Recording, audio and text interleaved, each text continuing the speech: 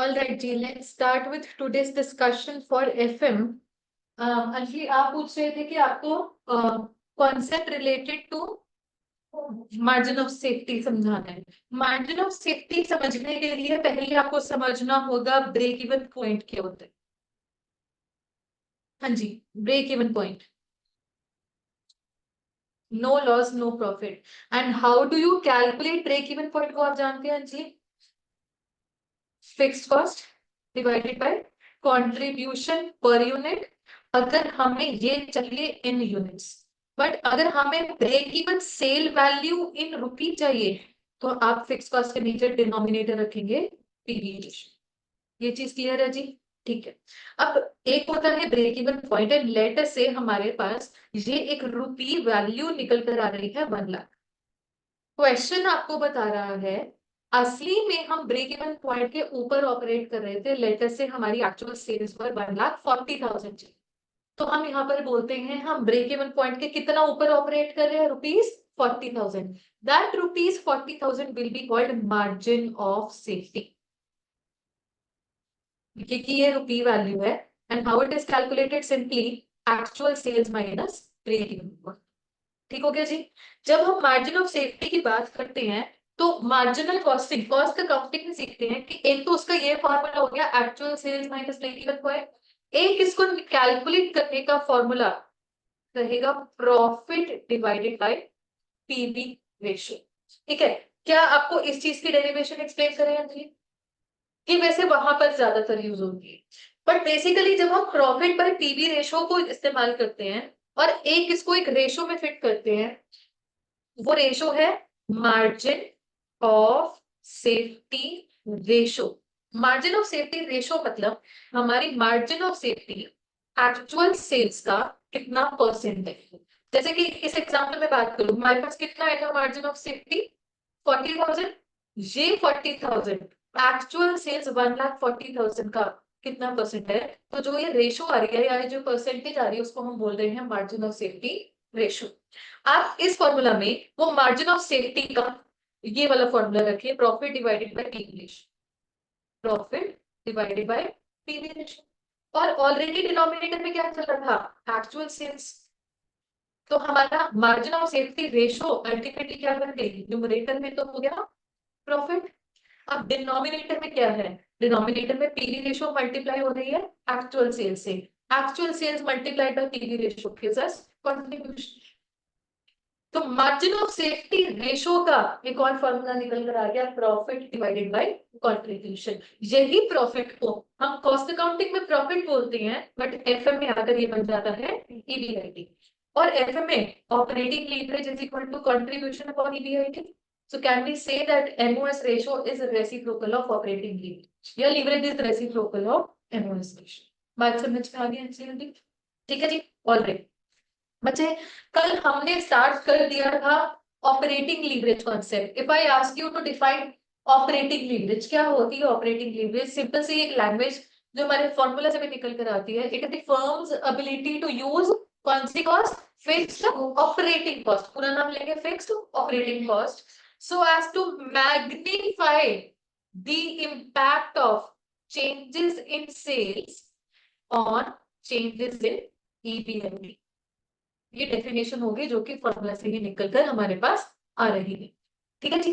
अच्छा, फिर हमने डिस्कस किया था कि ऑपरेटिंग लीवरेज के एनालिसिस को लेकर, that higher fixed cost in a company implies higher degree of operating leverage. इसका क्या मतलब होता है? कंपनी ने ज्यादा रिस्क भी लिया हुआ है।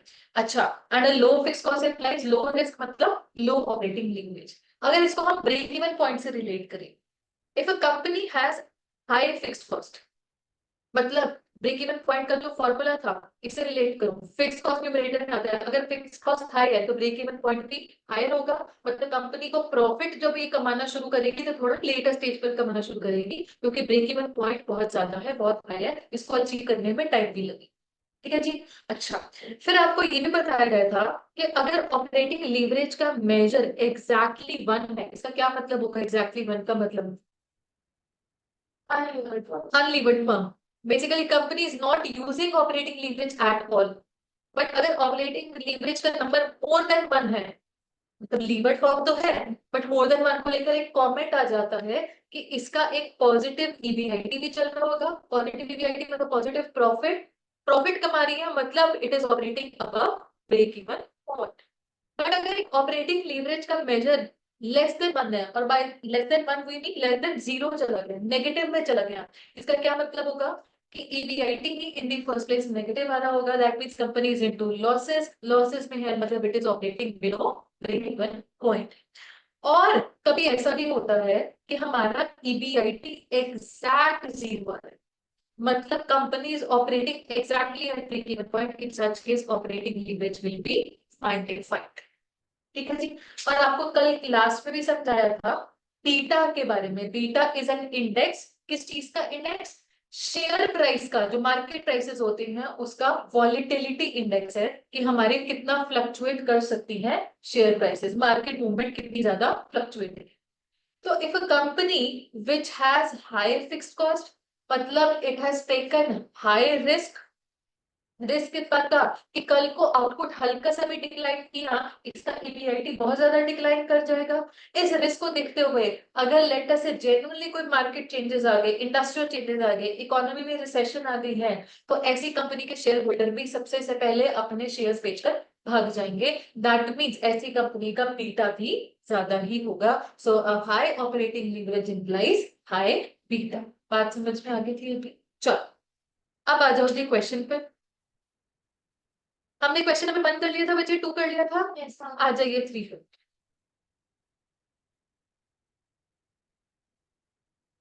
Following summarizes the percentage change in operating income, percentage change in revenue and betas for 4 pharmaceutical firms.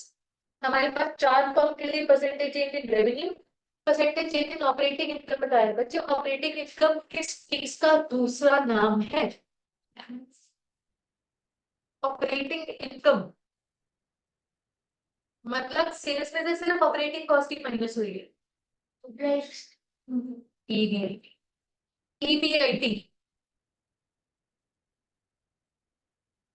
सोचो, सेल से ईबीआईटी तक आने के लिए कौन कौन से खर्चे माइनस हुए? वेरिएबल कॉस्ट और फिक्स कॉस्ट, दोनों ही ऑपरेटिंग नेचर की। ईबीआईटी के बाद नॉन ऑपरेटिंग कॉस्ट माइनस होती है, नेमली इंटरेस्ट, टैक्स, ये सब नॉन ऑपरेटिंग है जी। ठीक है जी, तो ईबीआईटी का ही दूसरा नाम ऑपरेटिंग। और आपसे रिक्वायरमेंट में क्या पूछा है? Calculate degree of operating leverage for each of these firms and comment also. यहाँ पर आप ऑपरेटिंग लीवरेज का वो सेकंड वाला फॉर्मूला लगाएंगे, परसेंटेज चेंज इन ईबीआईटी और परसेंटेज चेंज इन सेल्स, करके पहले चारों फर्म्स की ऑपरेटिंग लीवरेज आप कैलकुलेट कर लो। चलो जी स्टार्ट करते हैं क्वेश्चन नंबर 3। ऑपरेटिंग लीवरेज का पहले आपने फॉर्मूला लिख लिया, क्वेश्चन की लैंग्वेज में ही उसको बताते हुए कि percentage change in operating income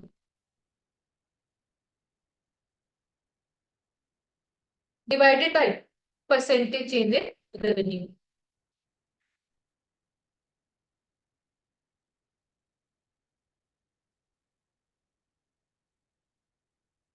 Anjali को दरवाजा बंद कर दीजिए, फ्लाइट को अभी है कुछ।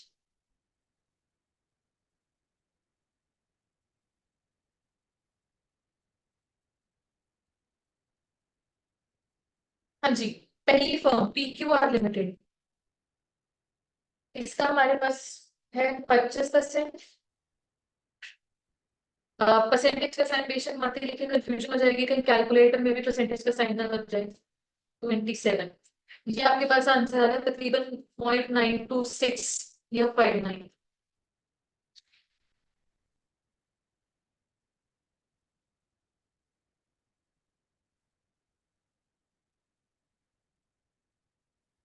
ठीक है, आगे की फर्म्स का कैलकुलेट कीजिए।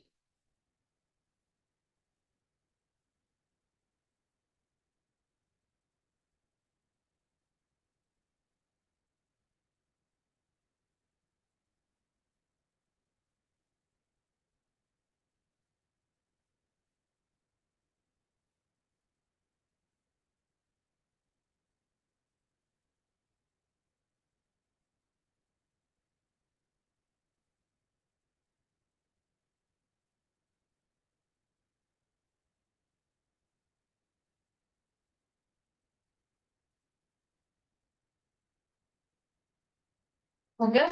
आंसर्स क्या क्या आ रहे हैं आपके पास आगे की? 1.28, 1.5652 एंड 9047 या 9048। ठीक है जी। क्वेश्चन है इसी रिक्वायरमेंट में आपसे पूछे कमेंट ऑल्सो। कमेंट आपको ये देना है कि देखो हर फर्म की अपनी अलग कहानी होती है। तो हम बोलेंगे operating leverage is firm specific या लेवल स्पेसिफिक, क्या बोल रहे हैं, फर्म स्पेसिफिक। हर फर्म अपना अलग आउटपुट बेचती है जी, उसका अपना अलग कॉस्ट स्ट्रक्चर होता है, तो उसका लीवरेज का आंसर भी अलग अलग ही आएगा। पर बच्चे एक चीज है नोटिस करने वाली यहाँ पर, ये पॉसिबल ही नहीं था, ये ड्राफ्टिंग एरर है by ICL. Leverage can never be between 0 to 1, हो ही नहीं सकती। इनफैक्ट आईसीआई इस लाइन को अपने मॉड्यूल में मेंशन भी करता है। If you have space somewhere, जहां पर भी आपके पास आपने ये एनालिसिस किया है, वहां पर बेशक एक लाइन लिख भी ले मेरे साथ साथ, क्योंकि मॉड्यूल में ये लाइन बाकायदा गिवन ही है कि degree of operating leverage, degree of operating leverage can never be between 0 to 1. It can be, further explain करते हुए, it can be 0 or less than 0, or it can be 1 or more than 1.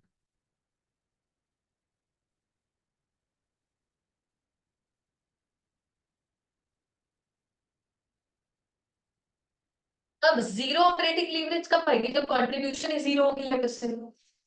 ठीक है, तब हम बोल सकते हैं कि जीरो ऑपरेटिंग लीवरेज आ रही है। But operating leverage can never be above 0 and less than 1। ठीक हो गया जी। ओके, तो आईसीआई की लाइन मेंशन करने के बावजूद क्वेश्चन में खुद ही इस चीज को अगर ये इन्फॉर्मेशन दे रहा है, मतलब उनकी तरफ से ड्राफ्टिंग एरर है। कभी आपके सामने ऐसे कुछ क्वेश्चन आ गए, घबराना नहीं है। Whatever they are telling उनकी बात मान के चुपचाप आंसर निकाल के आ जाओ। ठीक हो गया जी।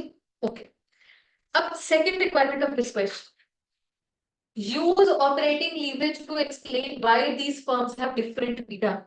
अच्छा, if you take a look at the beta given in the question, आपके पास if I can see beta increase होता जा रहा है। पर हम क्या ये भी वेरीफाई कर सकते हैं इन फर्म्स का ऑपरेटिंग लीवरेज भी इंक्रीज होता जा रहा है, जो भी आपने आंसर निकाले हैं। ठीक है, तो हम एक रिलेट कर सकते हैं, high operating leverage implies high beta. तो एक बार आपको इसकी एक्सप्लेनेशन दे दिया, मेरे साथ साथ लिखेंगे। देखिए, operating leverage signifies the risk of incurring fixed operating cost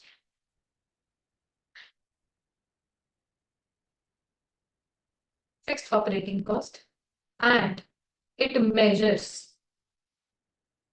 impact of changes in output on changes in EDLT. Hence, a firm having high operating leverage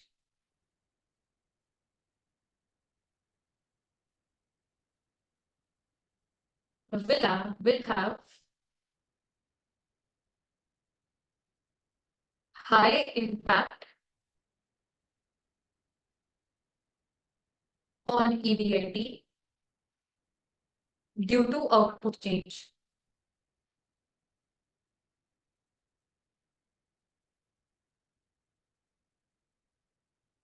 ठीक है, नेक्स्ट पैरा में लिखेंगे आप, beta measures sensitivity of share price to market changes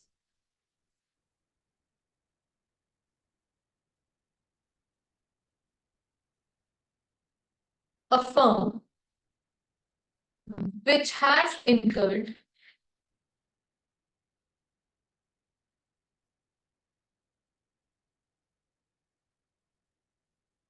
high fixed cost will be perceived as more risky by shareholders. Hence, in response to market changes,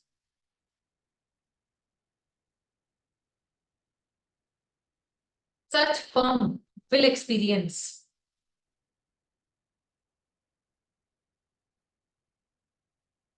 wide fluctuations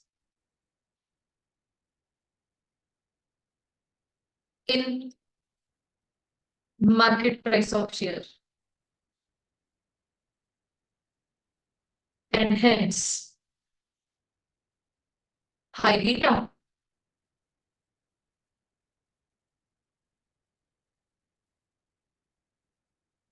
Thus, it can be said that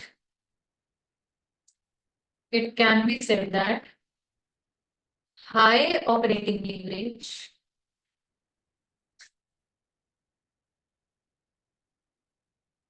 implies high beta. लीजिए, कुछ रह गया है note करना, ऊपर scroll करवाना है तो बता सकते हैं।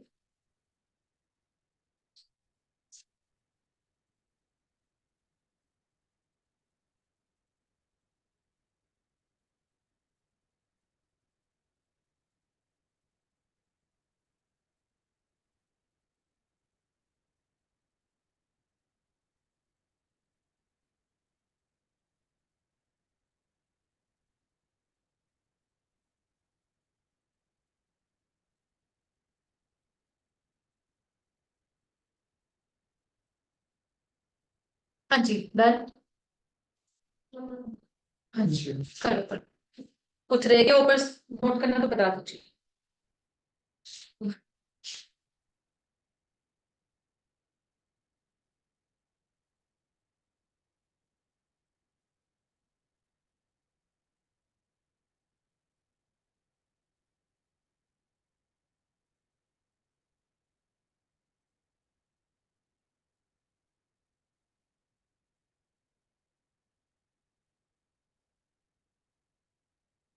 हाँ जी, done.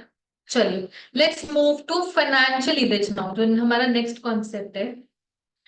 Operating leverage related to use of fixed operating cost. Financial leverage will relate to use of fixed financial cost.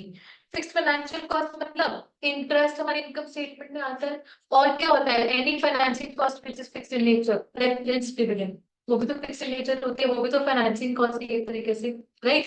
अच्छा, अब इनका क्या इम्पैक्ट इस पर मेजर करना है। देखो, कहानी की शुरुआत होती है हमारी ईबीआई। आपने कुछ नहीं लिखना, सिर्फ बात को समझना है। मान लीजिए ईबीआईटी इज 1 लाख, हमारे पास इंटरेस्ट है मान लीजिए 20,000 का, ईबीटी हमारे पास आ गया 80,000 का, टैक्स मान लीजिए हमारे पास है 40%, तो हमारे पास प्रॉफिट आफ्टर टैक्स कितना आ रहा है बताना तो। 48,000। Please assume that there is no preference dividend for now, अभी के लिए ये अज्यूम कर लो। तो हमारे पास ये ही बन गया earnings for equity.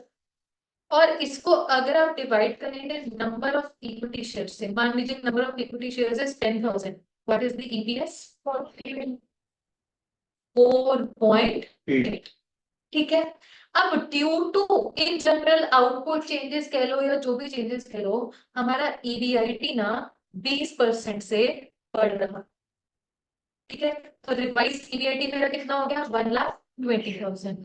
Interest being fixed, interest 20,000 का ही जाएगा, तो ईबीटी हमारा कितना हो गया? 1 लाख।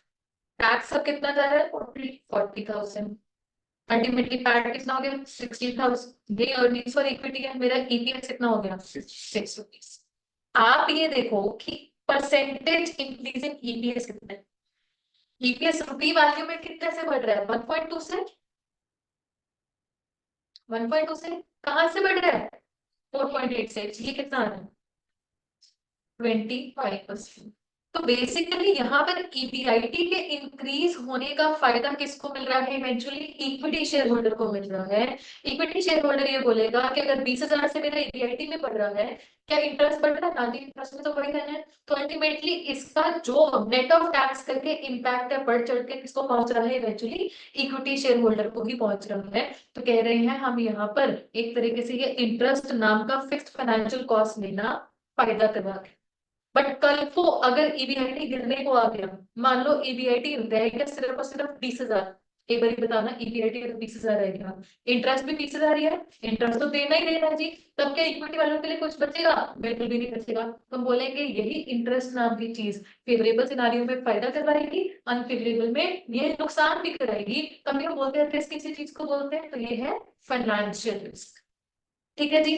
तो फाइनेंशियल रिस्क को मेजर करती है समथिंग कॉल्ड फाइनेंशियल लीवरेज। ये फाइनेंशियल लीवरेज आपको बताती है कि परसेंटेज चेंज इन ईबीआईटी की वजह से परसेंटेज चेंज इन ईपीएस क्या है। यहाँ पर ईबीआईटी हमने इंक्रीज करवाया था 20% से, जैसे ईपीएस इंक्रीज हो गई 25% से। आंसर कितना आ गया आपके पास 1.25। तो परसेंटेज चेंज का जो ये फॉर्मूला है वही इसकी डेफिनेशन है। What is financial leverage? It is the firm's ability to use fixed financial cost in such a way so that changes in EBIT can magnify changes in EPS. बात समझ में आ गया जी। और इसका जो फॉर्मूला एक बेसिक रहता है, हमने ये चेंज कहाँ से मेजर किया, रेड वाले कॉलम से मेजर किए। रेड वाले कॉलम में हम इसका फॉर्मूला अभी के लिए लगा सकते हैं ईबीआईटी अपॉन ईबीटी। बच्चे ध्यान से देखना, ऑपरेटिंग लीवरेज के लिए आपका फॉर्मूला क्या था, कंट्रीब्यूशन अपॉन ईबीआईटी। अगर मैं इनकम स्टेटमेंट में बात करूं, कंट्रीब्यूशन से फिक्स्ड ऑपरेटिंग कॉस्ट माइनस करके ईबीआईटी आ जाता था। हमने बोला ये सेक्शन कवर कर रहा है ऑपरेटिंग लीवरेज को। सिमिलरली ईबीआईटी अपॉन ईबीटी ये सेक्शन कवर कर रहा है इंटरेस्ट नाम की चीज को, फिक्स फाइनेंशियल कॉस्ट को। तो अल्टीमेटली फिलहाल के लिए हम फॉर्मूला लगा सकते हैं ईबीआईटी अपॉन ईबीटी। एक बार एक जरा मेजर करवाना, ईबीआईटी है 1,00,000, ईबीटी है 80,000, आंसर कितना आ गया 1.25। वही बात हो गई कि अगर आप एक ओरिजिनल कॉलम के लिए 1.25 लीवरेज कैलकुलेट कर रहे हैं, तो अब ओरिजिनल कॉलम से ही आप रिवाइज कॉलम कोई भी बना लें, आप परसेंटेज चेंज वाला फॉर्मूला भी लगा सकते हैं using leverage as 1.25।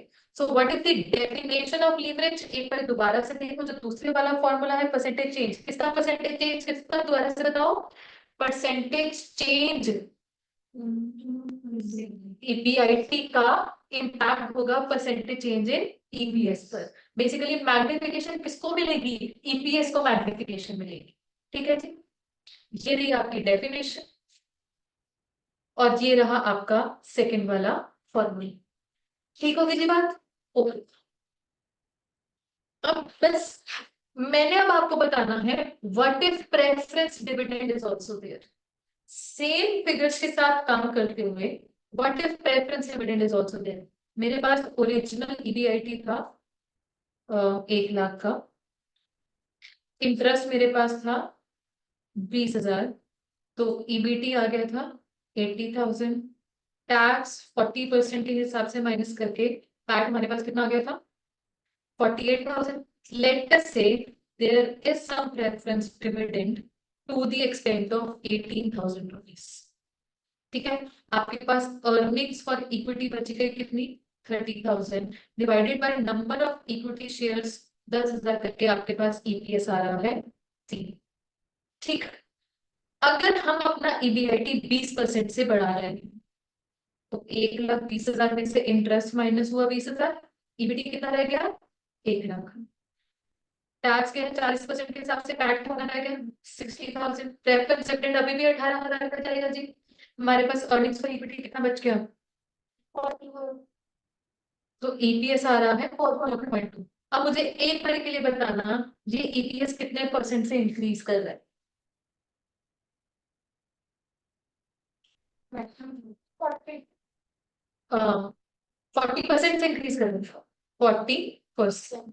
So if I ask you financial leverage का वो वाला concept percentage change in EPS divided by percentage change in EBIT, मेरा EPS increase करा 40% से और EBIT 20% से, financial leverage का आंसर आ रहा है 2 times.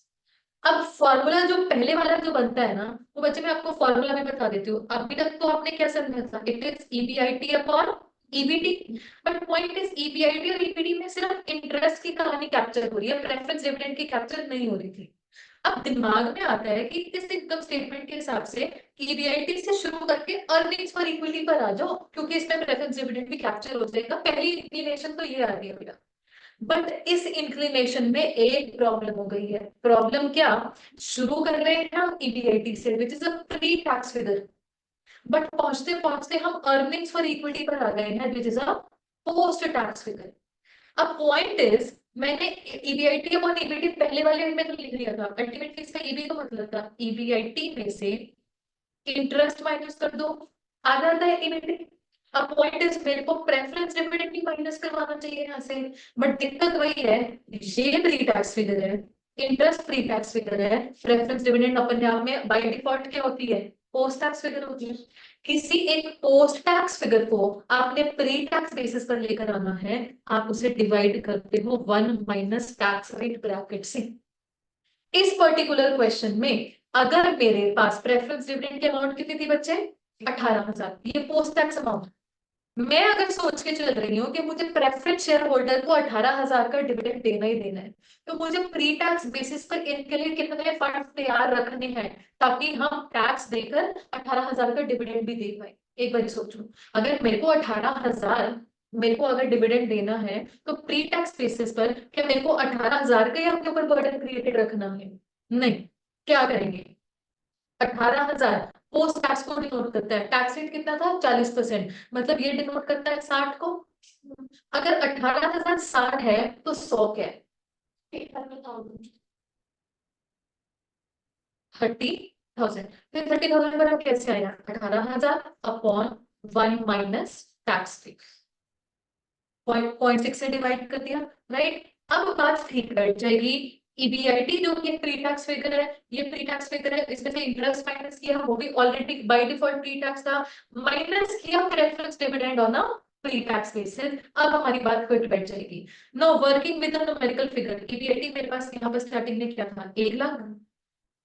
अच्छा, ईबीआईटी माइनस इंटरेस्ट को तो मैं प्यार से ईबीटी बोल सकती हूँ ना. ईबीटी हमारे पास कितना है, 80,000. प्रेफरेंस डिविडेंड 18,000 था, 1 माइनस टैक्स रेट, ये तीसरा फिगर हो गई थी ब्रैकेट वाली. तो मेरे डिनोमिनेटर में इवेंचुअली बचा 50,000 और मेरा लीवरेज का आंसर आ गया 2 टाइम्स. वही 2 टाइम्स आपको ऊपर भी बताई दिया था, 2 टाइम्स.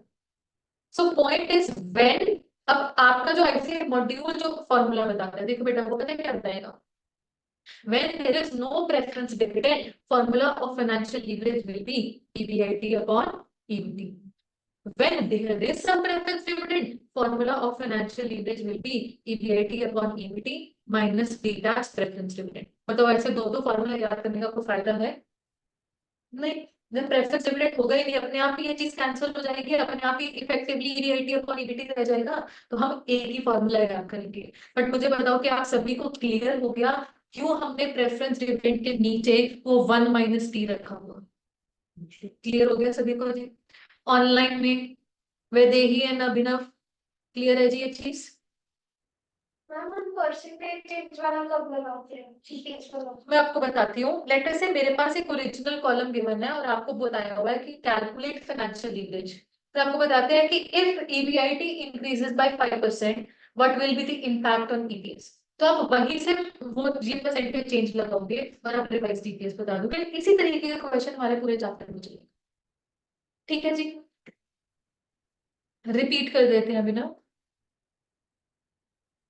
देखिए, अगर पूरी कहानी में ईबीआईटी माइनस इंटरेस्ट करो, ईबीटी माइनस टैक्स करो, तो हमारे पास आएगा पैट, और मुझे इस पैट में से प्रेफरेंस डिविडेंड देना है अभिनव 18,000 का.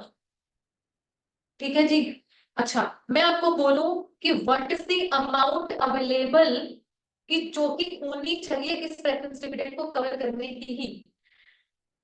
कहने का मतलब अगर पैट 18,000 भी हो ना, इसके ऊपर हो, कम तो चलो नहीं होना चाहिए, 18,000 तो मिनिमम होना चाहिए ताकि प्रेफरेंस डिविडेंड भी दे सके 18,000 का। Considering that tax rate is 40%, मुझे बताओ फिर ईबीआईटी ईबीटी सॉरी ईबीटी कितना होना ही होना चाहिए ताकि पैट 18,000 तब भी बच जाए। एक बार सोच कर बताओ, अगर टैक्स 40% है तो पैट 60% है। अगर 18,000 60 है तो 40 कितना बन गया प्रोपोर्शनली? 12,000। यानी कि ईबीटी कितना बन गया आपको? 30,000। मतलब ईबीटी को तो 30,000 होना ही पड़ेगा, तभी आप प्रेफरेंस डिविडेंड 18,000 का दे पाओगे। तो अगर मैं आपसे पूछूं what is the fixed cost burden that preference dividend has created on the company on a pre tax basis, it is not 18,000, on a pre tax basis it is 30,000, क्योंकि interest भी तो प्री टैक्स ही था। Interest कितना है? 20,000। तो अगर मैं आपसे पूछूं कि ईबीआईटी के ऊपर किस चीज का लोड है, ईबीआईटी के ऊपर दो चीजों का लोड है, इंटरेस्ट का, प्रेफरेंस डिविडेंड का। इंटरेस्ट का तो कितना, वो तो 20,000 ले लोगे, बट आप प्रेफरेंस डिविडेंड का लोड ईबीआईटी के ऊपर 18,000 नहीं बोलोगे, 30,000। क्योंकि ईबीआईटी एक फ्री टैक्स फिगर है, उसमें से जो लोड आपको बताना है वो भी फ्री टैक्स बेसिस पर बताना है। हाँ जी, अभी बताइए, ये चीज क्लियर हुई?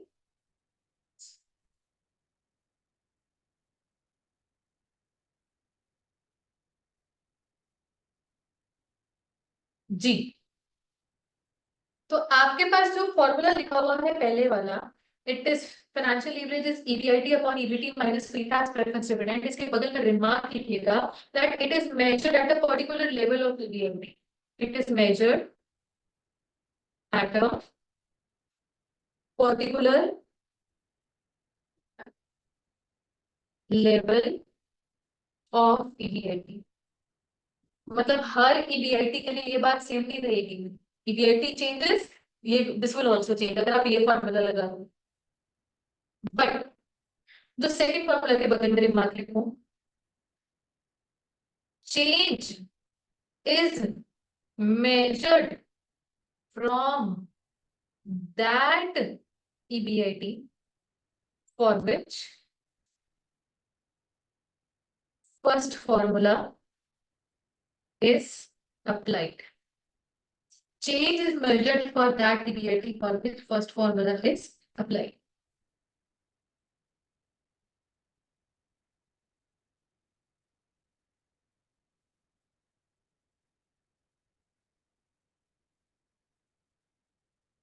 कहने का मतलब लेट अस से आपके पास एक सिचुएशन वन है, और सिचुएशन वन में आपसे पहले पूछा गया कैलकुलेट फाइनेंशियल लीवरेज, आपने सिचुएशन वन की इनकम स्टेटमेंट बनाई, ये फॉर्मूला लगाया और आपने फाइनेंशियल लीवरेज का आंसर दे दिया।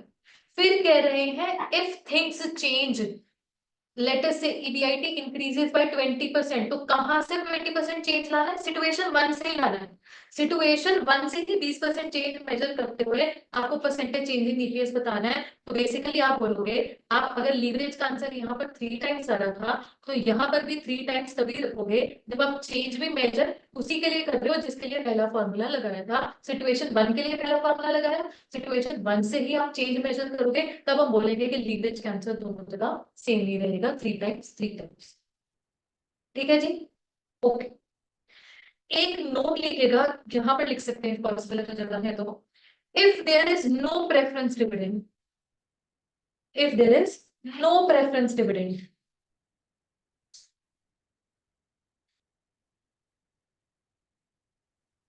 comma, percentage change in EPS can also be called percentage change in EBT या percentage change in EAT। Percentage change in EPS को हम परसेंटेज चेंज इन ईबीटी ही बोल सकते हैं, बट प्रेफरेंस डिविडेंड ना हो तभी। और क्या बात चल percentage change in EAT, earning after taxes.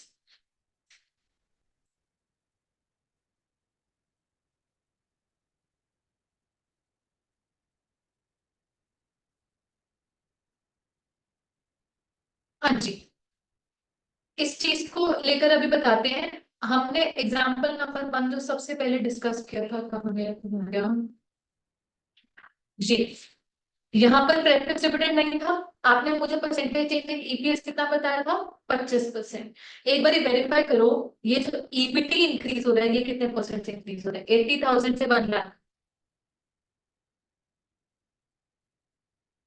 25%। EAT 48,000 से 60,000।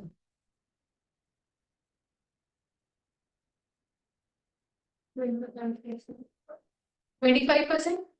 तो देखो बच्चे, जहां पर प्रेफरेंस डिविडेंड नहीं है, क्वेश्चन अगर लैंग्वेज ऐसे यूज कर रहा है, कैलकुलेट रिवाइज्ड ईबीटी या रिवाइज्ड ईएटी या calculate percentage change in EBT, हम बोल रहे हैं जो परसेंटेज चेंज इन ईपीएस है वो यही है। बिकॉज आप देखो, अगर ये इंक्रीज हुआ प्रोपोर्शनली, टैक्स भी तो सेम परसेंटेज से इंक्रीज हुआ 25% से, मतलब ईएटी जो बच जाता है वो भी 25% से इंक्रीज है।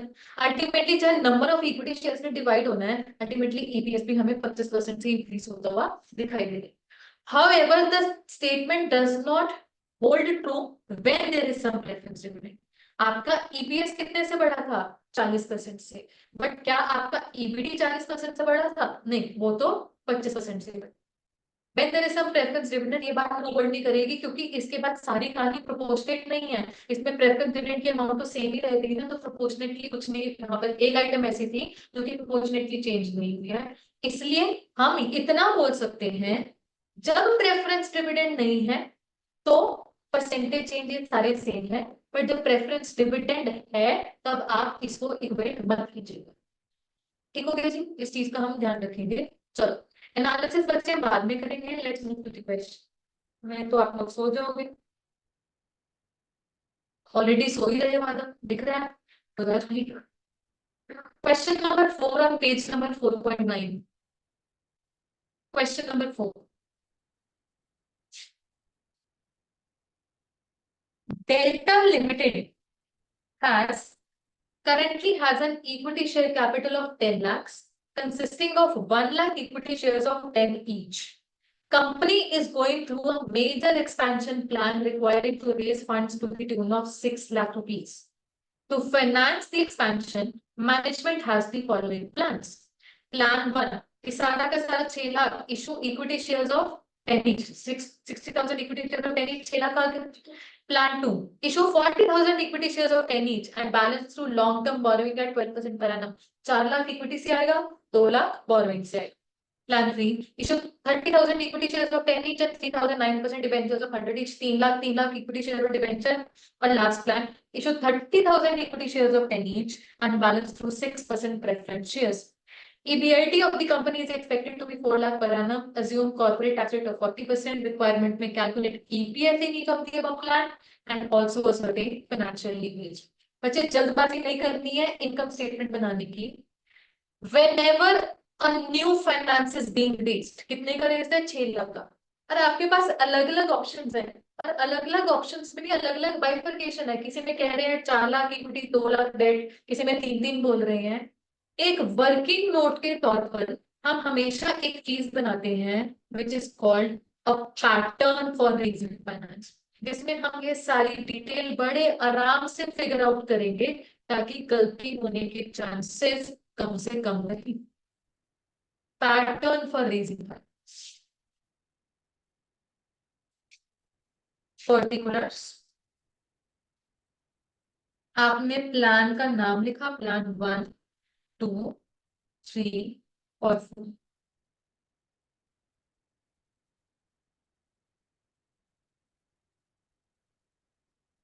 हाँ जी, प्लान 1 ने बोला 6 लाख की फाइनेंस कैसे आएगा? All from equity share capital. आपने यहाँ पर 6 लाख लिख दिया।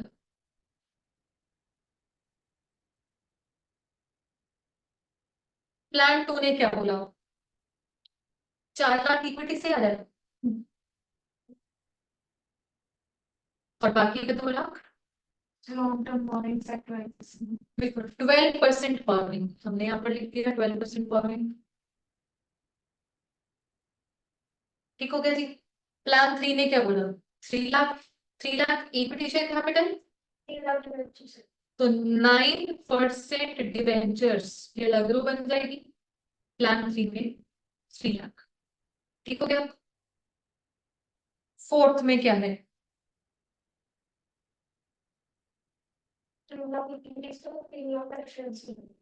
6% प्रेफरेंस शेयर्स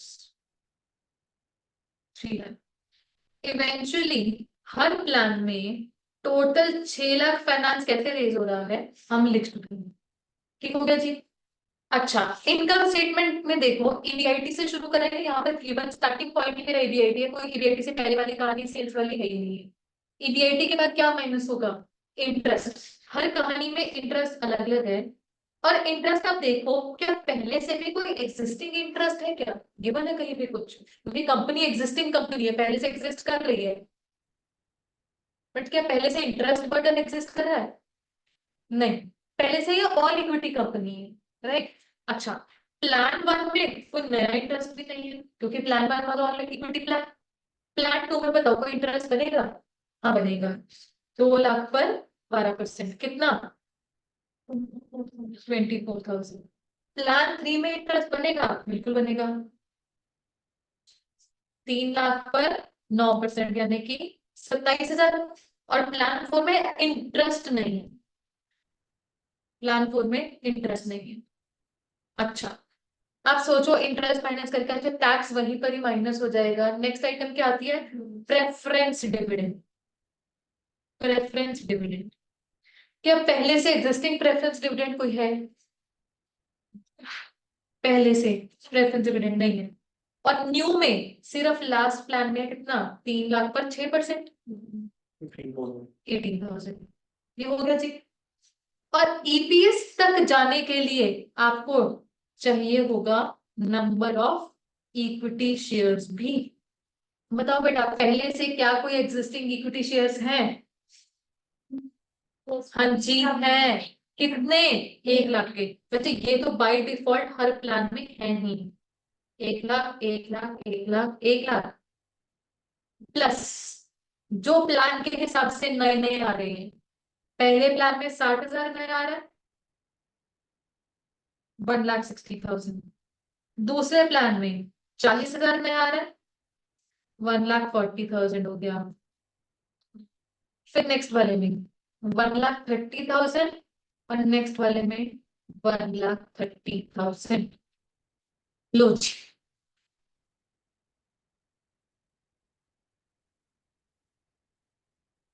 ठीक है।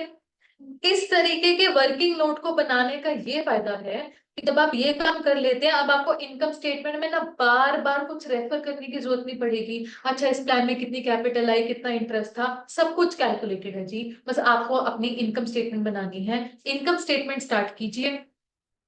इनकम स्टेटमेंट स्टार्ट कीजिए या कैलकुलेशन ऑफ ईपीएस नाम दे सकते हैं इसे, जो भी आप नाम दें। और एक ही स्टेटमेंट में सभी प्लान्स कॉलम 1, 2, 3 एंड 4। चलिए ईवीआईटी से स्टार्ट करेंगे, ईपीएस तक पहुंचेंगे। काम आपका है करिए।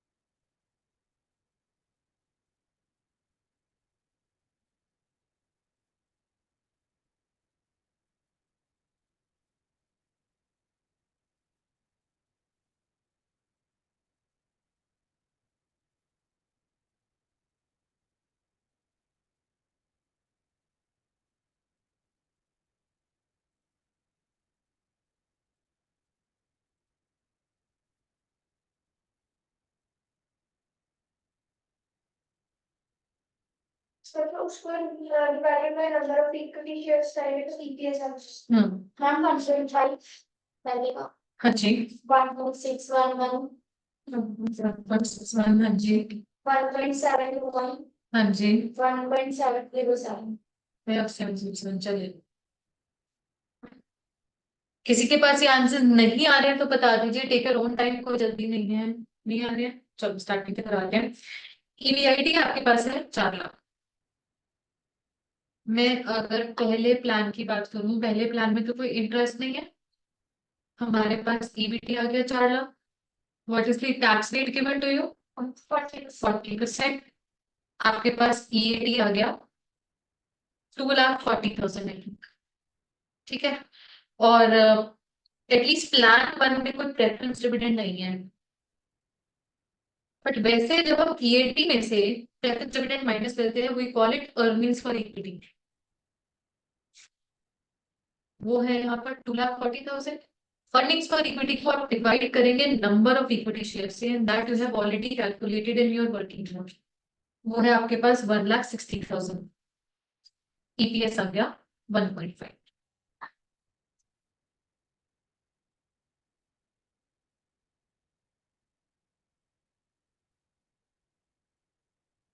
ठीक है। इधर आ रहा है 1.61, इधर आ रहा है 1.0 1.72, सॉरी 1.72 और 1.707।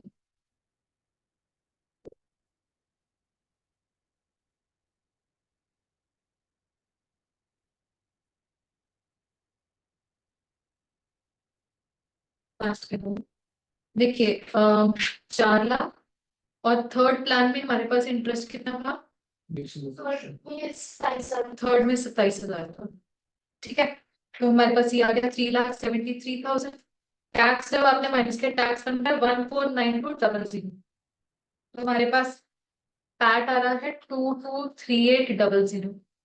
प्रेफरेंस डिविडेंड कोई है नहीं, तो यही 2238,000 अर्निंग्स पर इक्विटी है। इधर नंबर ऑफ इक्विटी शेयर्स है हमारे पास 1,30,000। Answer should be 1.72। चेक कीजिए सर।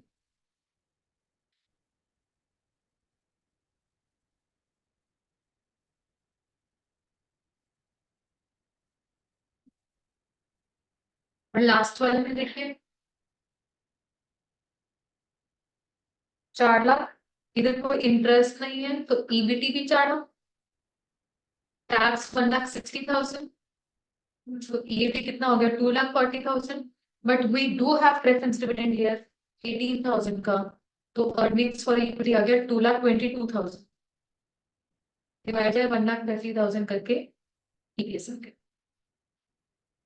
हाँ जी, आगे सभी के पास ईपीएस। अब यहीं पर ही आप फाइनेंशियल लीवरेज कैलकुलेट कर सकते हैं बच्चे। फाइनेंशियल लीवरेज का फॉर्मूला क्या था? EBIT upon EBT minus. हाँ जी, ध्यान रखना 1 - सिर्फ प्रेफरेंस डिविडेंड के नीचे है, और लास्ट वाले में ही एप्लीकेबल रहेगा। बाकियों में प्रेफरेंस डिविडेंड है ही नहीं है, तो अपने आप सिंप्लीफाई करके ईबीआईटी अपॉन ईबीटी रह जाते हो। तो पहले वाले में ईबीआईटी है 4 लाख, ईबीटी 4 लाख, आंसर 1। फिर सेकंड वाले में ईबीआईटी 4 लाख, ईबीटी कितना है? 3,76,000। Answer 1.06 I think. तीसरे वाले में, थर्ड वाले में बता रहे हो?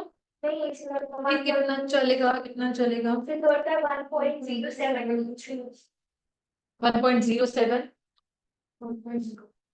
और इधर 1.08 रेफरेंस डिविडेंड को कंसीडर करने के बाद। ठीक है।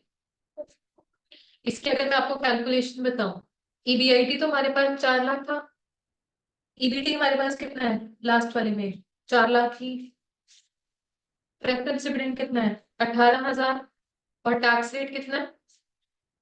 पॉइंट, ये 1.0। ठीक हो गया जी? ओके।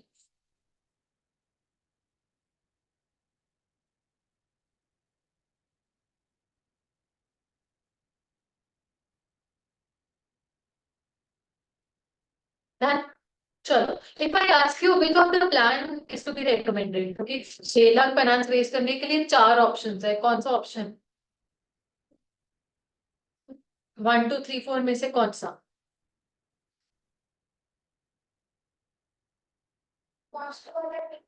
लास्ट वाला क्यों? उसकी लीवरेज ज्यादा है तो क्या हो गया अगर लीवरेज ज्यादा है तो? हमेशा हाई लीवरेज एक अच्छी बात होती है? नहीं। अच्छा, अब ना हम जो एफएम का जो थ्योरी टॉपिक है उसमें हमें पढ़ते हैं what is the objective of FM. तो ऑब्जेक्टिव ऑफ एफएम में एक ऑब्जेक्टिव निकल कर आता है कि ओवरऑल जो बिजनेस का ऑब्जेक्टिव होता है, बिजनेस का ऑब्जेक्टिव क्या होता है? Profit maximization. तो कहीं ना कहीं एफएम का भी कोई वन ऑफ द ऑब्जेक्टिव्स बन सकता है प्रॉफिट मैक्सिमाइजेशन। और यहाँ पर प्रॉफिट कौन अपना मेजर करेगा? इवेंचुअल ओनर, जो फाइनल अल्टीमेट ओनर होता है कौन? इक्विटी। इक्विटी का फाइनल प्रॉफिट क्या होता है? ईपीएस के तरीके से। तो ईपीएस मैक्सिमाइज कहाँ हो रही है प्लान 3 में? तो third plan can be recommended, कि जहां पर उनकी कमाई सबसे ज्यादा, उनको रिटर्न सबसे ज्यादा। ठीक है जी, ये बात। यहीं से लगे हाथ हम डिस्कस करते हैं एफएम के कुछ ऑब्जेक्टिव्स के बारे में। जैसे अभी मैंने आपको बताया, एक होता है जी profit maximization. But profit word in itself को एफएम थोड़ा सा इंफीरियर कॉन्सेप्ट मानती है, because profit is something which is a very vague term. हमारे इनकम स्टेटमेंट ही देख लो, ईबीआईटी भी एक तरीके का प्रॉफिट है, ऑपरेटिंग प्रॉफिट। फिर profit before tax, profit after tax, profit available for equity, कितने सारे प्रॉफिट हो गए। तो खाली वर्ड प्रॉफिट नहीं यूज करना चाहिए, स्पेसिफाई करना चाहिए कौन सा प्रॉफिट। एंड ऑल्सो एक ये प्रॉफिट फिगर होती है which is easy to be manipulated. Books को कुक किया जा सकता है, मैनिपुलेट किया जा सकता है, आर्टिफिशियली उनमें प्रॉफिट दिखाया जा सकता है। तो पहली लिमिटेशन क्या आ गई? प्रॉफिट टर्म बड़ी वेग है and it can be easily manipulated. अच्छा, कई बार ऐसा भी होता है कि लेटर से आपके सामने एक प्रोजेक्ट है ए और उसकी लाइफ है 3 साल। पहले साल में वो आपको प्रॉफिट दे रहा है 50,000 का, दूसरे साल में वो आपको प्रॉफिट दे रहा है 60,000 का, और तीसरे साल में आपको वो प्रॉफिट दे रहा है लेटर से 40,000 का। I will take it at 70,000। चलो, ये टोटल प्रॉफिट मुझे बताना 3 साल में कितना है? 1,80,000। ओके।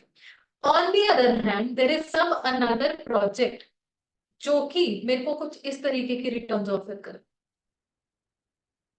इसका भी प्रॉफिट 1,80,000 ही है। Now if I ask you based on profit, आप कौन से प्रोजेक्ट को सेलेक्ट करो?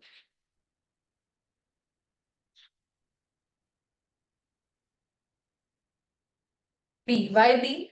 जो आज की 70,000 की वैल्यू है वो तीसरे साल में जो 70,000 है उसकी वैल्यू बराबर नहीं है। एग्जैक्टली, आज का 1 रुपया कल के 1 रुपए के बराबर नहीं। टाइम वैल्यू ऑफ मनी नाम की चीज एग्जिस्ट करती है जी, सभी को मालूम है। तो सीधी सी बात है, a project which is generating a heavier profit in initial, उसको हम प्रेफर करेंगे कि ये 70,000 की वैल्यू ज्यादा है एज कम्पेयर टू दिस 70,000। तो वैसे अगर मैं हम बोलूं कि प्रॉफिट वर्ड के पीछे पड़ जाओगे, हम तो बोलेंगे we are pretty much neutral between A and B, क्योंकि दोनों में सेम प्रॉफिट आ रहा है। क्योंकि ये objective is ignoring the concept of time value of money. when we also bring it into the picture time value of money, तो कहीं ना कहीं हम बोलते हैं कि ये चीज बेटर है कि हम देख रहे हैं कि हैवियर रिटर्न पहले हम पर आ रहा है।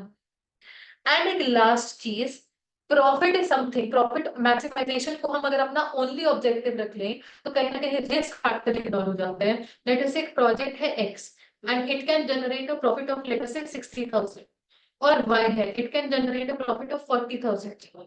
अब गोइंग बाय प्रॉफिट मैक्सिमाइजेशन हम तो एक्स को सेलेक्ट कर लेंगे, बट कहीं ना कहीं एक्स ऐसे एरिया में सिचुएटेड है which is prone to riots, या इन जनरल वहां पर डिस्ट्रप्शन रहती ही रहती है। तो ये एक रिस्की प्लेस पर है और ये लेस रिस्की है। लेस रिस्की मतलब 40,000 अगर हमने प्रोजेक्ट में इन्वेस्ट कर लिया तो 40,000 आना ऑलमोस्ट सर्टेन है। वेराज एक्स में बोल सकते हैं कि ऑन पेपर हमने 60,000 प्रॉफिट निकाला हुआ है, पता चले वहां पे कभी फैक्ट्री एक दिन के लिए भी ऑपरेशनल ना हो, 60,000 प्रॉफिट के वहां पे नुकसान ही नुकसान हो, वेरी रिस्क। बट खाली अगर प्रॉफिट के पीछे पड़ते रहोगे तो हम कहेंगे कि रिस्क भी इग्नोर हो जाते हैं। तो profit maximization as an objective को जब हमने इतना इंटीरियर मान लिया, उसमें इतनी लिमिटेशन निकाल दी, तो हम बोलेंगे कि अब क्या, अगर प्रॉफिट मैक्सिमाइजेशन नहीं करना तो फिर एफएम का फिर ऑब्जेक्टिव है क्या? हम बोलते हैं there is a better term, better concept which is called wealth maximization. Wealth denotes value. एक तरीके से वैल्यू मतलब किसकी, जब अगर कंपनी लिस्टेड है उसके शेयर प्राइस की मार्केट वैल्यू, ये अगर मैक्सिमाइज्ड है मतलब एफएम का जो ऑब्जेक्टिव है वो पूरा किया जा रहा है, फाइनेंशियल मैनेजमेंट प्रॉपरली अच्छे से एफिशिएंटली की जा रही है। ये एक चीज है जो कि कभी वेग नहीं होगी। Market price of share listed on the market, listed on the market, इसके लिए कभी वेग नहीं होगी। अच्छा, it can not be manipulated easily. मैं ये नहीं कह सकती हूँ कि इसको मैनिपुलेट नहीं किया जा सकता, किया जा सकता है, बट हम और जैसे आप लोग कंपनी में बैठा हुआ हर इंसान इसको मैनिपुलेट नहीं कर सकता। स्टिल प्रॉफिट फिर भी कंपनी की इंटरनल एक रिपोर्टिंग है उससे मैनिपुलेट हो जाता है। ये बाहर जो एक शेयर प्राइस चल रहा है उसको मैनिपुलेट करना थोड़ा सा मुश्किल काम हो सकता है। Can not be manipulated that. अच्छा, it properly considers time value of money. अगर आज मैं एक शेयर में पैसा लगा रही हूँ और मैं उसे कुछ रिटर्न्स एक्सपेक्ट कर रही हूँ, मैं इतना तो बोलती हूँ ना कि मैंने टाइम के लिए पैसा लगाया, एक साल बाद कुछ डेफिनेटली मेरे को एक इंक्रीज रिटर्न ही ऑफर करेगा ही करेगा। And it also consider risk also. मान लीजिए कंपनी ने रिस्की प्रोजेक्ट में पैसा लगा लिया, एफएम के हिसाब से गलत डिसीजन ले लिया, पर शेयर होल्डर पढ़ा लिखा अवेयर है, रैशनल है, एकदम से वो क्या करेगा जब उसको पता है कि उसकी कंपनी ने रिस्की प्रोजेक्ट में पैसा लगा लिया, तो क्या करेगा वो? भागेगा, मतलब कंपनी का शेयर प्राइस नीचे चला जाएगा। तो ultimately share price is something which reflects the decision of the company. तो ये बोला जाता है कि आप डिसीजन ही उस हिसाब से लो जिससे कि शेयर प्राइस हमारा बढ़ता रहे, बढ़ता रहे। गलत डिसीजन मत लो जिससे कि शेयर प्राइस पर नेगेटिव इम्पैक्ट आए। बात समझ में आ गई है जी? तो चलो एक लगे हाथ हमने ये थ्योरी टॉपिक पे डिस्कस कर लिया। कई बार पूछ लेते हैं discuss the objectives of F. ठीक है जी, प्रिंटेड नोट्स में सब आपको मिल जाएंगे। एनीवे कमिंग बैक, तो हमने यहां पर तो बोल दिया ईपीएस, बट कभी कभार किसी किसी क्वेश्चन में ना बेटा आपके पास ईपीएस के अलावा एमपीएस भी आ जाता है। तो उस क्वेश्चन में हम क्या बोलते हैं, हम एमपीएस मैक्सिमाइज होता हुआ कहाँ देखेंगे? एमपीएस मतलब मार्केट प्राइस पर शेयर। तो हमारा वही बेटर ऑब्जेक्टिव है ना एज कम्पेयर टू प्रॉफिट, तो हम बोलेंगे जहां पर एमपीएस मैक्सिमाइज्ड है हम उस ऑप्शन को सिलेक्ट कर लेंगे। ठीक हो गया जी? ओके, चलो आगे बढ़ते हुए क्वेश्चन नंबर 5 पर आइए please. Question number 5।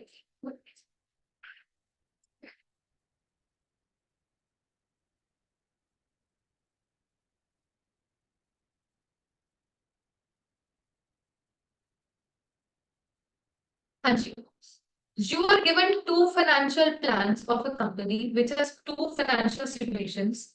Detailed information are as under. हमारे पास installed capacity है 10,000 units, actual production में sales हुई है 60% of installed capacity यानी कि 6,000 units. Selling price per unit दे दिया, variable cost per unit दे दिया, fixed cost situation A में अलग है और situation B में अलग है। Capital structure of the company में फाइनेंशियल प्लान दो अलग अलग है जिसमें इक्विटी की वैल्यू अलग, डेट की वैल्यू अलग। आपसे पूछा जा रहा है we require to calculate operating leverage and financial leverage of both the plans. चलो मुझे बताओ ऑपरेटिंग लीवरेज का फॉर्मूला क्या रहेगा? ऑपरेटिंग लीवरेज का फॉर्मूला कंट्रीब्यूशन अपॉन ईबीआईटी।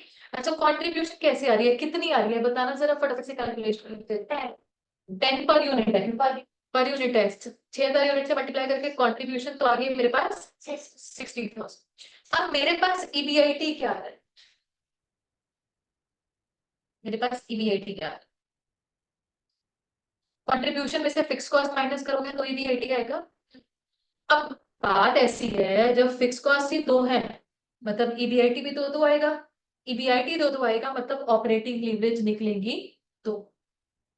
बात समझ में आई? अच्छा, चलो ईबीआईटी दो अलग अलग आ गई, एक ये एक। ईबीआईटी के बाद क्या माइनस होता है? इंटरेस्ट। अब इंटरेस्ट कितना है? इंटरेस्ट भी दो दो है और ईबीआईटी भी दो दो है। तो ईबीआईटी नंबर 1 में से पहले एक इंटरेस्ट माइनस करोगे, फिर एक ईबीटी आएगा, फिर ईबीआईटी नंबर 1 से दूसरा इंटरेस्ट माइनस करोगे, अलग ईबीटी आएगा। ऐसा ही ये काम यहाँ पर, कहने का मतलब 4 ईबीटी अलग अलग निकलेंगे। 4 ईबीटी अलग, 4 ईबीटी अलग अलग निकल रहे हैं मतलब फाइनेंशियल लीवरेज निकलेगी 4। ये वाला काम अभी हमने करना है बेसिकली। इधर हम इनकम स्टेटमेंट को एक फ्लो में नहीं बना पाएंगे, पहले हम इनकम स्टेटमेंट बनाएंगे कंट्रीब्यूशन से ईबीआईटी तक और बाद में सेपरेट पोर्शन बनेगा ईबीआईटी से ईबीटी। ठीक है जी, लेट्स स्टार्ट में यही बैठ के काम करना है हमने। This is question number 5। देखिएगा, पर्टिकुलर्स सिचुएशन ए और situation B.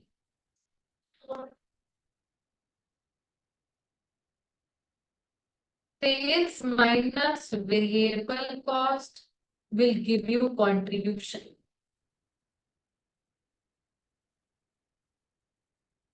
Contribution minus fixed cost will give you EBIT. यहाँ पर आकर रुक जाइएगा, EBIT से आगे मत बढ़िएगा। हाँ जी, sales 6,000 multiplied by 30, 1,80,000.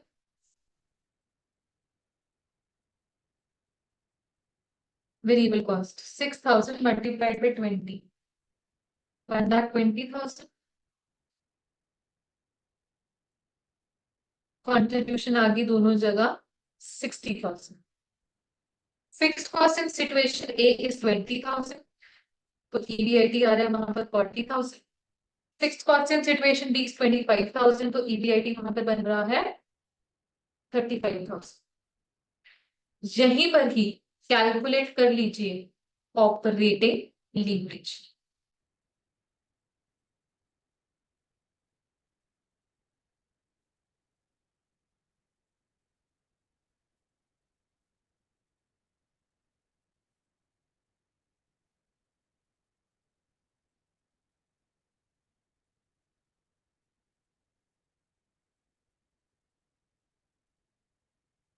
1.5 of 1.71. Okay,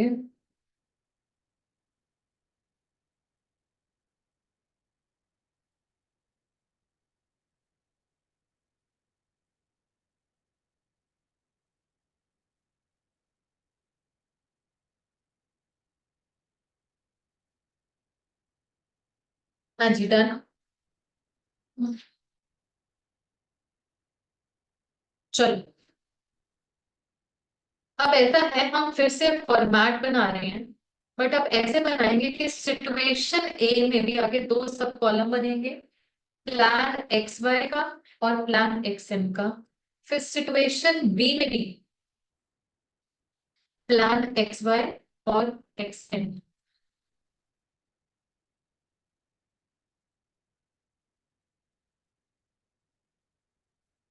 चलिए, EBIT सिचुएशन ए में कितनी थी? 40,000। बट अगर हम इंटरेस्ट की बात करें, प्लान एक्स वाई में कितना इंटरेस्ट है? 40,000 पर 12%, 4,800। तो प्लान एक्स वाई में EBT कितना आ गया?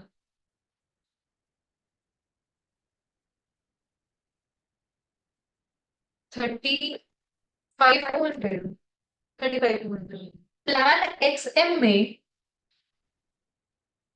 10,000 पर 12% है, यानी कि 1,200। ये कितना आ गया? 38,800। चेक कीजिए। अब सिचुएशन बी का काम कर लो। सिचुएशन बी में EBIT ही अलग है, कितना है? 35,000। फिर एक्स वाई का इंटरेस्ट 4,800, एक्स एम का इंटरेस्ट 1,200, EBT आपके पास आ जाएंगे 30,000 जी, 33,800. 33,800। ठीक है, फाइनेंशियल लीवरेज कैलकुलेट करने के लिए इतना ही बहुत है। इस क्वेश्चन में वैसे ही टैक्सेशन अवेलेबल नहीं है, तो हमारा वैसे भी फॉर्मूला सिंप्लीफाइड रह जाता है, EBIT अपॉन EBT। चलो,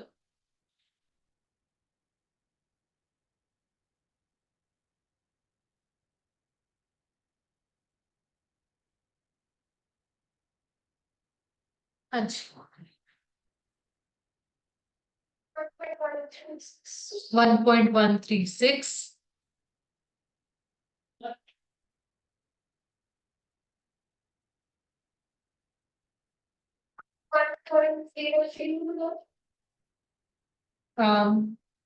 1.031। ठीक है जी,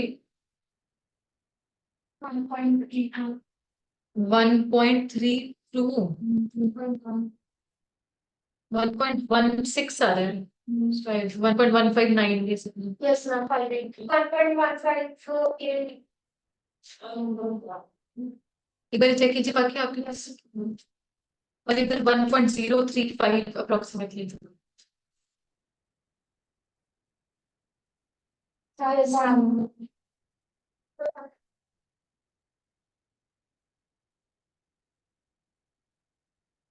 हाँ जी डन Yes, ma'am. चलो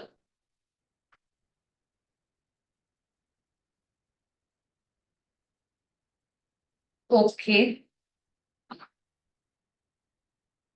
बच्चे लास्ट थिंग जिसके बाद मैं आपको फ्री कर दूंगी last question question number 8 question number 8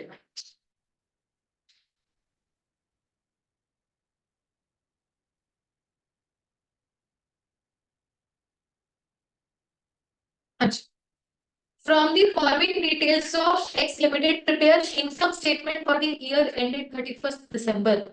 हमारे पास financial leverage given है, interest given है, operating leverage given है, variable cost as percentage of sales और income tax rate.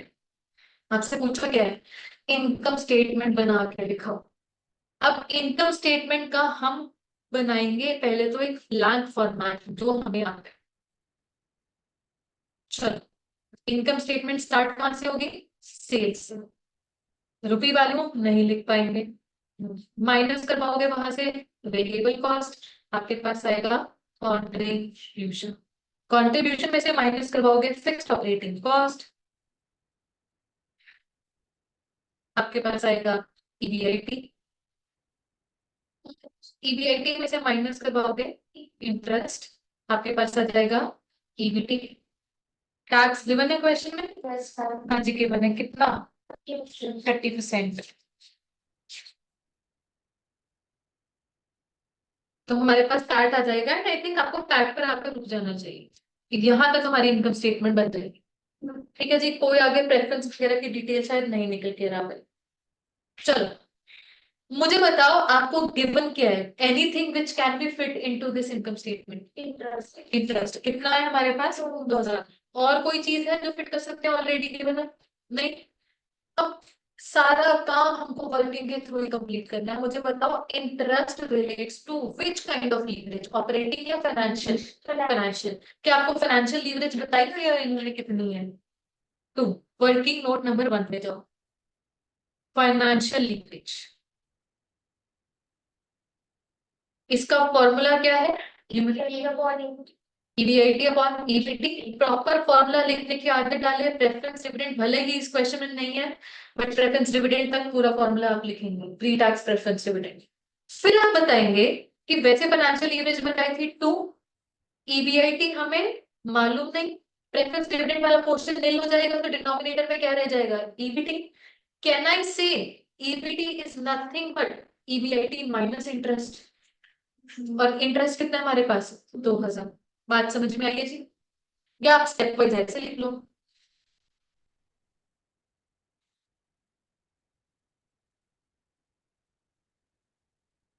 ये so basically 2 is equal to EBIT upon EBIT minus 2000 solve this equation for EBIT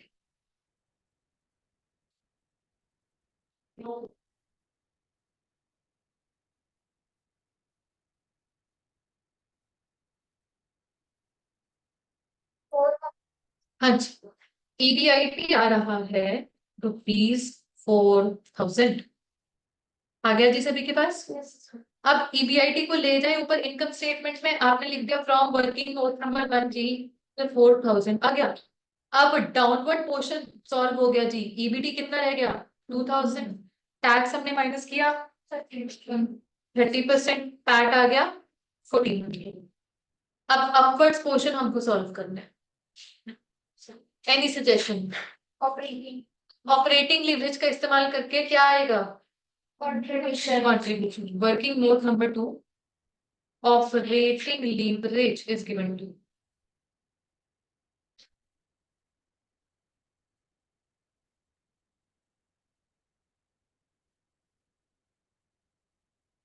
contribution upon EBIT, या इसको ऐसे भी लिख सकते हो कंट्रीब्यूशन माइनस फिक्स कॉस्ट, ऐसे भी लिख सकते हो या ईबीआईटी भी लिख सकते हो, वटेवर। खैर इधर तो ईबीआईटी डायरेक्टली गिवन है,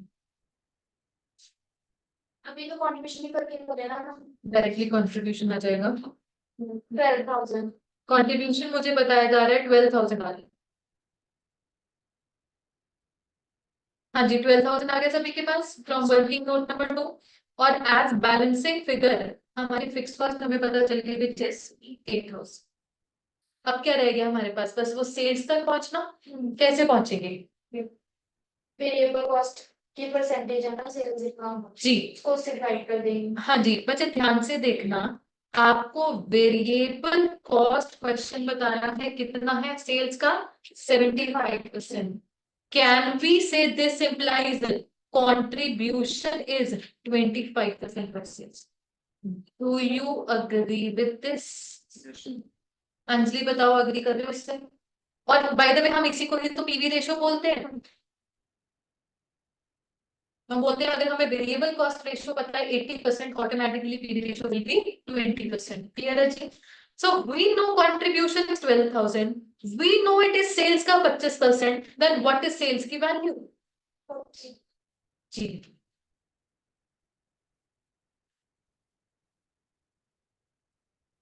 48,000। ठीक है, हाँ जी सेल्स की वैल्यू आ गई 48,000, वेरिएबल कॉस्ट 36,000, आपकी इनकम स्टेटमेंट हो गई है कंप्लीट। ठीक है, इस तरीके का एक क्वेश्चन कई बार बन जाता होता है, राइट? आसान लग रहा है? होमवर्क में ले जाएंगे question number 7 and question number 9। बच्चे क्वेश्चन नंबर 9 में देखना जरा, आपको मार्जिन ऑफ सेफ्टी गिवन है, वो पॉइंट्स में गिवन है, मतलब मार्जिन ऑफ सेफ्टी रेशियो है, इसका क्या लेना देना है यहाँ पे? क्वेश्चन नंबर 9 में मार्जिन ऑफ सेफ्टी रेशियो का क्या लेना देना है यहाँ पे? इससे क्या निकल कर आएगा? Operating leverage, that means operating leverage, इसको रेसिप्रोकल करो, कंपनी ए में 5 टाइम्स आ जाएगी, कंपनी बी में 4 टाइम्स आ जाएगी, ये करके बाकी सेम क्वेश्चन है सॉल्व हो जाएगा। Question number 9 homework and question number 7। ठीक है जी, नेक्स्ट क्लास में ट्रू सेंस में लीवरेज चैप्टर स्टार्ट हो रहा है। अभी तो फिर भी हम बेसिक अंडरस्टैंडिंग ले रहे हैं, नेक्स्ट क्लास में ट्रू सेंस में स्टार्ट होगा और बहुत जल्दी हम खत्म भी करेंगे। ठीक है जी, आज के लिए इतना ही। Thank you so much, have a great day.